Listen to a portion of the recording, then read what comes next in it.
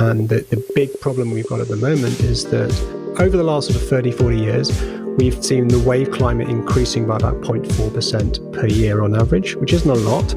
But when you accumulate that up, you're looking at 30, 40% increases in the overall wave energy in our oceans compared with when mid-19th century. When they break, they unleash a huge amount of power. It's very difficult or very unadvisable in many ways to try to stop the crest of a wave. It can be moving quite fast and it contains a lot of energy. So what natural reefs do, and what we're trying to do is in trying to effectively simulate natural reefs. Welcome to Mindful Businesses, presented by Sarani, and I'm your host, Vidya Iyer. In our podcast, we bring to you brands that are mindful in their practices and processes. A mindful business adopts and employs sustainable social, economic, and environmental practices. Today, we talk with Dr. William Bateman, founder and CEO of CCell, growing living reefs for coastal protection. Welcome, Dr. Bateman. Thank you, Vidya, for inviting us to Mindful Business. One of the changes that is very apparent in the present global warming and the climate change that we are experiencing is the disappearance of our beaches. How quickly, when you go to your favorite beach and 2 years later, you can see that the coastal lines have been washed away. They've receded. Do you have some statistics or some numbers for us? From the work that we've done, we think about 51% of all beaches are actually receding. I mean, to counter that, you've got about 30% of beaches that are actually growing in size. The remainder, sort of 19% odd, are just not really moving. There has been a notable shift in the last 10, maybe 20 years. Normally, you would expect the number of beaches sort of growing and receding to be more or less in balance. Due to climate change, there's been quite a big shift. So we're seeing significantly more beaches eroding, exactly as you explained. So when they erode from one location, when all the sand goes from one location, does it just sink to the bottom of the ocean or does it move to another shore? Most of the sand that you see on beaches is constantly in motion. So normally it is sort of, I wouldn't say rolling, but it's effectively sort of drifting very slowly up the coastline. And that's an ongoing process that's been, happening for years. What happens when people put obstructions into the sea, say, for example, they build a pier or harbour, they can deflect sand that would otherwise have travelled up, to further out into deeper water. And then the other way you can lose sand is through storms, because storms can come in and rip away sand. And if you get strong enough currents, those currents can again take the sand into deep water where it's lost. The way to think about this is sort of rivers, erosion on the shore, big pebbles being broken up into small pebbles, is all providing that sort of material. A majority of sediment actually comes down the rivers, particularly things like the Amazon River. Those are all providing a source of material for our beaches. You've then got the deep ocean is effectively like a sink. The challenge is to try to avoid that sediment from going too far out offshore so it's lost forever, is to keep it close to the shore. And then in those situations, and there's many islands and many case studies looking at this, where you have, for example, the Maldives, you may find the sand actually just moves, the beach one year maybe more prominent on the north face, and then another year it may be more prominent on the southern face or on the eastern face. And the sand is, routinely just kind of going on a trip around the island. The problem, though, is climate change, bigger waves are upsetting those patterns. And the big problem we've got at the moment is that since over the last sort of 30, 40 years, we've seen the wave climate increasing by about 0.4% per year on average, which isn't a lot. But when you accumulate that up, you're looking at 30, 40% increases in the overall wave energy in our oceans compared with when mid-19th century. And the result of that is it's changing a lot of things. Now, what's interesting is we're only starting to see the real effects of that in the last 10, 15 years. So where I've been working in Mexico, they used to have beaches which were 30, 40 meters wide, and they're now 2 meters. Wow. They've lost a substantial amount of sand in literally 10 years. So the climate change with the hurricanes and changes in where rain falls more now as against, where they used to fall. So these things change how the storms change the waves change what is eroded from the sand. And that is the cycle that we are talking about. Yes. And you've actually raised a very good point that I hadn't thought about. I mean, the changing rainfall patterns will also change the amount of erosion of the land and the amount of sediment it actually adds into the system. You would assume that maybe it would provide more sediment, but it's not necessarily the case. If the rivers are swollen and they're running very fast, they can take sediment far out into the sea when they eventually meet the sea, whereas perhaps historically it would have been much more gentle deposition of sand closer to the shore. As these beaches erode, we have a favorite beach in Indiana Dunes, and the spot, the sand literally was carved out. They had to build steps coming down from the sandbank to the beach, which was a few years back was a gradual slope. Yeah. And they had to bring in humongous boulders to prop up the remaining sand wall, shall we say. That's a common feature.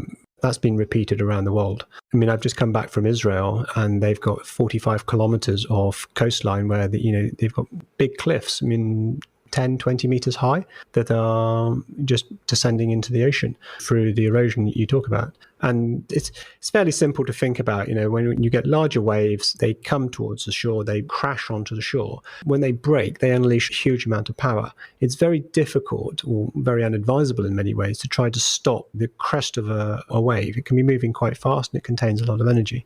So what natural reefs do, and what we're trying to do is in trying to effectively simulate natural reefs, is by being out at sea, they're creating, they're a bulge under the water.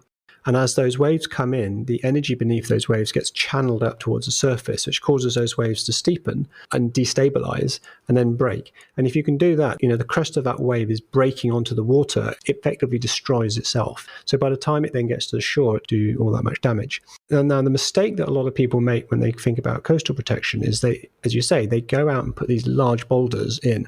Now you can put the boulders along the shore, and that's almost like a last-ditch attempt, defense against those waves. Because when those waves come in, they're going to just smash against those boulders. So what a lot of people now do is they put breakwaters further out to sea. Again, those are, by putting them out to sea, you are, those breaking waves are no longer anywhere near to the land. And you hope then behind these breakwaters, you'll see a build-up of sand, which is typically what happens. But what's often the mistake is that they build these structures so they go right through the surface and actually cut off all of the waves that are trying to reach the shore. And smaller waves very often are good. Not only do they help to circulate the water, but actually when you see smaller waves coming up to a beach and they break, they actually push sand onto the shore. So they actually help to build up I wouldn't say build up sand dunes, but they certainly build up some of the banks of sand on your beach. So what would be a good solution for this beach, say, that we are talking about? It's often a combination. If you've got really bad erosion already and you are, say there's a building or sacred site or something in imminent danger, then you do need to actually reinforce the shore directly. Otherwise, what we're promoting are much more softer solutions. So you try to build something very similar to a coral reef, sort of 100, maybe 200 meters off from shore, and you affect a change in that wave climate before those waves reach the shore. Because once upon a time, those shores were perfectly okay. The waves were in harmony with the existing shoreline. All that's changed is that we've just got more intense waves, and we need to dampen those waves and get back to where we were. I mean, the only thing I would add to that, by the way, is that some shorelines have always been eroding. I mean, I don't know if you've been to London, also to England, but the White Cliffs of Dover, which are quite famous on the southern coast, they remain white because of constant erosion. So that's just a given. That's mirrored in many other places in the world. And there are places where the beaches have been getting bigger and they've been effectively accumulating sand for a very long time. We need to be doing now is trying to just take off the slightly aggressive effects of the increased increased intensity of the bigger waves due to climate change. So we have seen the coastal erosions happening at a faster scale than in history. What is your solution? We seek to mimic natural coral reefs. What are coral reefs? Coral reefs it's hard to describe. They're kind of like a half animal, half plant. They're actually live, but they have algae growing within them, which is the plant element of them. And corals are, there's a whole range. It's a bit like the animal kingdom. There's a whole variety of different corals, everything from very hard sort of brain corals to, I think, what they're called sort of staghorn corals, which grow quite quickly but look a little bit like the horns of a reindeer, and everything in between. What people often don't realize is there are warm water corals, there's also cold water corals. So there are corals around the UK which are in colder waters, but we more often think about the corals around Australia in the Great Barrier Reef. Those are stunning and incredible habitat for fish and marine life. Collectively, corals are excruciatingly, well, that's probably not the right word, but corals are extremely important for the life that we have. So they are responsible by providing a habitat for about 25% of all marine life. They're either born in or live in corals.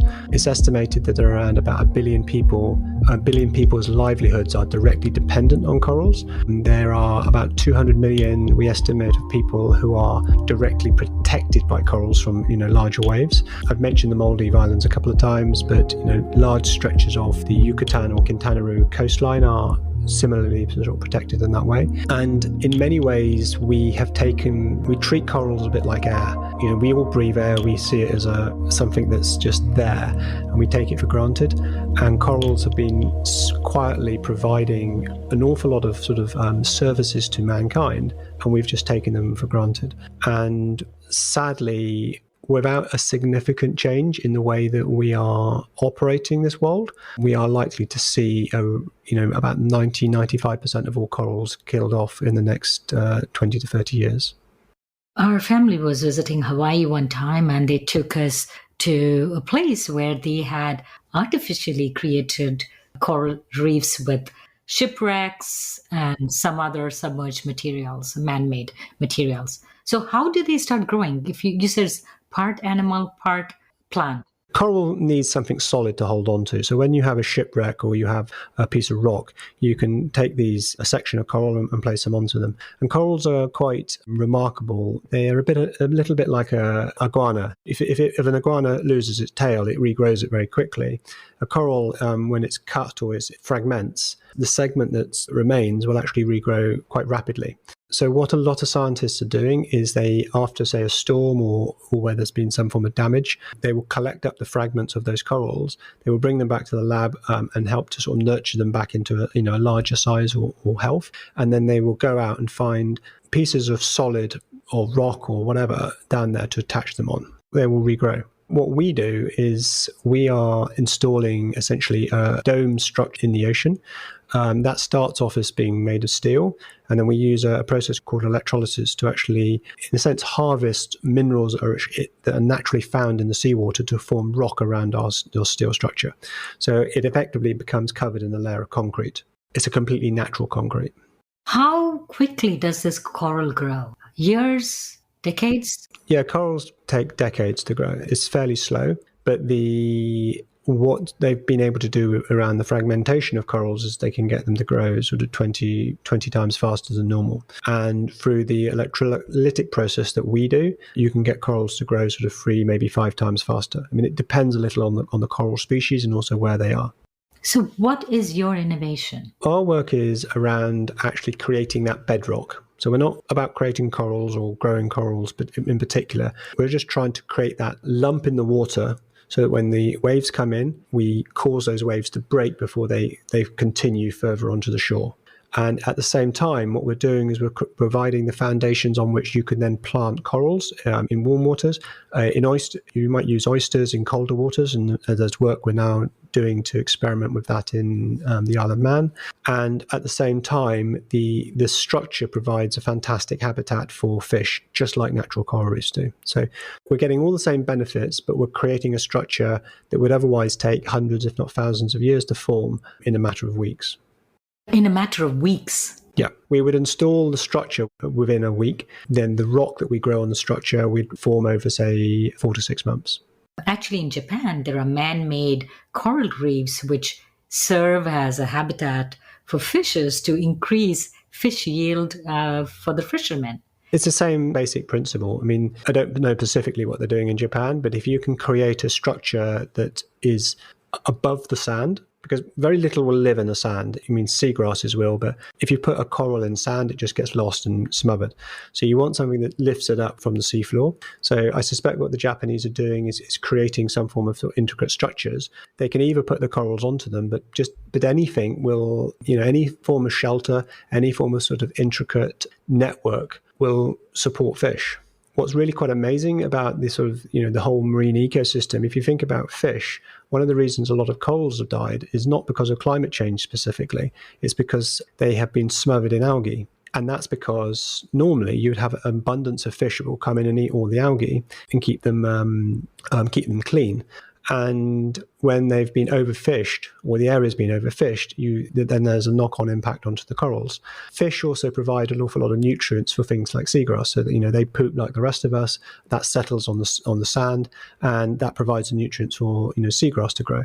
Seagrass, in turn, has been shown to be phenomenal at filtering the water. It helps to remove microplastics. It helps to remove pollution that might otherwise kill the corals. But at the same time, seagrass is also a sort of wonder plant. It's something like 35 to 50 times more effective at removing CO2 than the healthy equivalent of the Amazon rainforest. I have to say healthy because de-logging and all the rest of it, the rainforest is not performing quite so well at the moment. As you can see, there's this whole chain, and what we're doing is trying to get in at the top there and say, look, we'll provide the structure, and then we want to initiate the growth of all of these other things in and around our reef, effectively trying to work totally in harmony with nature. Describe the process. So you build these steel structures, you plant the corals. We would start by company. The first thing we do is gather as much data as we can about an area. So we would then model very carefully all of the waves, the currents, and what's going on. That's then followed through, ultimately ends up with a design for a particular site. And if the client's happy with that, we would then manufacture the steel frames. So they're then placed in the ocean. Into that, we then run a small electrical current through the water that causes the electrolysis to happen and causes the rock to grow on the structure. Then after probably about 4 months, if we have a suitable supply of corals, we can actually plant those on. Or as I said earlier, in colder waters, we might put oysters. But to be honest, the corals and the oysters are not an essential part of what we need to do. They're just what we want to get established onto those structures, and certainly after sort of 6 months. They then become almost the guardians of that reef, carrying it forward into the future. Does this require maintenance? It will do, in the sense that if you have a strong storm and it causes any damage to the reef, if a hurricane comes up and picks up a ship and it throws it through our structures, of course they're going to get damaged. So what we can do is we're monitoring our reefs 24/7. So we have installations in Mexico, in the Isle of Man at the moment, and in Spain, and all of those we can actually control and monitor from here in London. If we do need to provide any sort of maintenance in terms of the rock that's on those structures, we can. We're less worried about deformation of the actual structure itself. If the steel structure gets hit and bent a little bit, that's actually okay. After all, if you think about normal natural coral reefs, they are a little bit random and varied. So having that variability within the structure is actually okay. What we want to do is stop the actual structure rusting until enough rock is formed to actually provide the core strength to to the reef. What is the typical application? Who would be your customer? Governments, hotel resorts who want to preserve their shoreline? Who is a typical customer for CCell? All of the above. So we are working with hotels because particularly coastal hotels have a very close correlation between the amount of sand on their beach and what they can charge, or even the occupancy rates of their rooms. If you go on a summer holiday and you arrive there and you're expecting a beach and there isn't one, you're going to very quickly write back and say, don't come here. Similarly, our first big project was with a coastal community. So a number of houses came together and we installed our reef in front of them. There they have spent upwards of about $1,000 per square meter for their land. And, if they lose a meter in a year and say your property's 10 meters wide or even 20 meters wide, you've suddenly lost $10,000 or £20,000 or dollars worth of real estate. I mean, it's literally your money is just washed out the door. They have a very vested interest. Governments are genuinely interested in kind of all of it. Governments, particularly the local governments, want to promote tourism. Their interests go a little bit more deeper in the sense that they are interested both in terms of maintaining the marine environment or enhancing the marine environment. So they put a lot of attention into what's going on with coral reefs and other sort of plant life or the fishing, etc. They also touch base with the fishing communities. An awful lot of the places we're operating in Mexico they're not wealthy. So you have long fishing communities all the way along that coastline are now having to go further and further afield to catch fish. So, again, the governments in Mexico are interested in trying to promote sort of marine reserves to encourage fish stocks, redevelop fish stocks. How much does this cost? Like, say, for a residential community, their pockets are probably not as deep as governments. Our sort of throwing it out there sort of number is $1,000 a meter, but it varies wildly depending on what you're doing. So for a very simple installation, it could be as little as, say, $700-800, all the way up to our larger reefs are around about $2,000 a meter. That's US dollars. Yes. And the break-even point is not too long. In most cases, no. It's the return on client's investment is often within a year. To give it an example for hotels, we only need to nudge the occupancy rate of a hotel by 1% to 2%, and they've paid for our system. Now, in terms of restoring the beach, that could take longer. It's not just because you erect a structure, it doesn't mean the following day you're going to have this glorious beach. It will take months, if not years, for the sand to gradually redevelop in front of that property. How do you know that your product is working? That they are restoring the coastlines, the coral reefs are helping us restore the coastlines? From an initial perspective, we know that coral reefs work. It's not sort of a questionable thing. We know, as I mentioned earlier, the Maldives they literally would not exist if it wasn't for the coral reefs around them. In fact, the coral reefs created the Maldives. The way we know our system's working is, at an initial level, we can see that the waves are smaller after they've traveled across our structure. And then in the longer term is because we see sand building up behind our structures. And then ultimately we see the size of the beach building out. So from the work that we've been doing in northern Yucatan with our biggest structures, we're seeing a very small change to the beach line. But what we have seen is quite a dramatic increase in the amount of sand directly behind our reefs. And that with time will move towards the shore. How much do you think in the next 5 years, how many miles of coastline will CCell be able to restore? That's a very good question. I hope within the next couple of years, we will be installing probably about 2 kilometers a year. We're still an early stage company. We want to scale that up. We already have expressions of interest for about 3 kilometers in the next 2 years. Now, of course, not all of those projects will come about, but other projects hopefully will fill in behind that. That's still a tiny drop in what needs to be done. So we need to ultimately be scaling this business. What I'm now doing is, we're working very hard to look at how we're going to finance the business going forward so that we can really ramp up the scaling and the automation within the organization so that we can start to deploy reefs at a much, much larger rate. So towards the end of ideally, within about 6 years, we want to be deploying, I forget the exact numbers, but it's probably about 10 to 15 kilometers a year. And I can tell you that. What kind of support do you need to achieve these goals?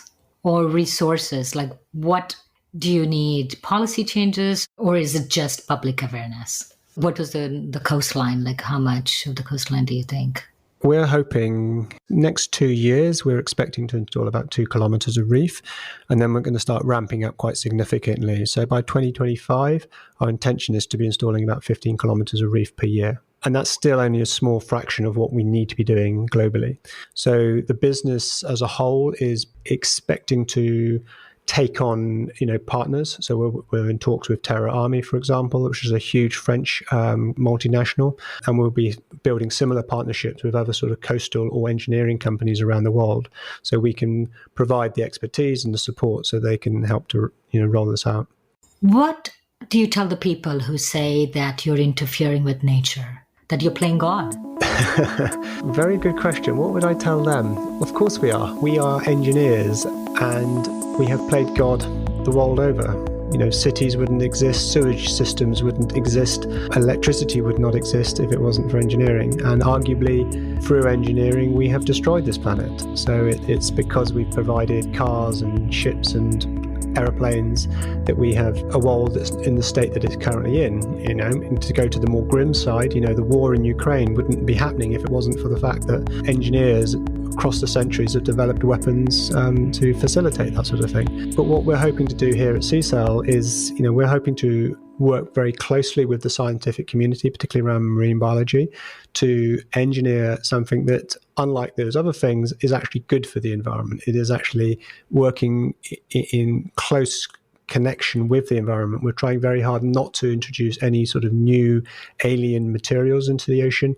Of course, we're making a structure, but we're just trying to create a structure that is formed from the very minerals that corals themselves are formed from, as much as we can be in sync with the marine life.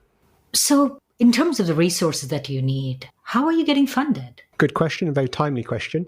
We are actually launching a crowdfunding round now. So this follows a previous crowdfunding that we had 2 years ago. And this is it's going to be a smaller round, but we will then be building into, as we move into the following year, bringing in various institutions and various funds to drive our business. Yeah, if you want to get involved in this business and you would like to invest in this business, we'd love to hear from you and just visit our website, so ccell.co.uk. And they would be able to find the link to your crowdfunding. Yeah, they can register from there and find our crowdfunding platforms and all of the materials about our work. With those lofty goals, wishing you all the best. Thank you so much, Dr. Bateman, for coming on Mindful Businesses. Thank you, Vidya, for inviting me. And it's been great to have a chat. You're listening to Mindful Businesses, hosted and produced by Vidya Iyer. We would love to hear from you. Send us a voice note or an email with your questions or comments for our guests to info@mindfulbusinessespodcast.com. Subscribe, rate, and review us on Apple Podcast. If you learned a thing or two from this episode, share it with one friend. We recorded this podcast in Lafayette, Indiana. Theme music was composed by Tatum Gale. Our marketing assistant is Caitlin Milligan. Our advisors are Jim Stone and Anupama Pastrija. This is Vidya Iyer with Mindful Businesses.